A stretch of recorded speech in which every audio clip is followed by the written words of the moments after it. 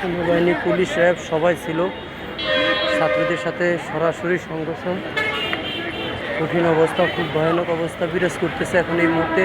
Gulistan 0 point সচিবালয় পুরাটা ঘেরাও ছিল সকাল থেকে। শত বাধার মুখে তারা এই পর্যন্ত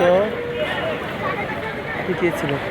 এখন আর সম্ভব হচ্ছে না। সেনাবাহিনী, পুলিশ এবং বিভিন্ন বাহিনীর দ্রুত অভিযান এবং দ্রুত হামলায় উভয় পক্ষে সংঘর্ষ জড়িয়ে পাথরিক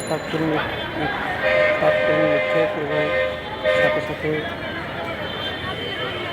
সাথে ধাওয়া পাল্টা ধাওয়া থেকে শুরু করে ছত্রভঙ্গ করা হচ্ছে ছাত্রদেরকে এবং জায়গায় জায়গায় পথ লক্ষ্য এবং লাঠিসোঁটা নিয়ে ধাওয়া পাল্টা দেওয়া চলতেছে।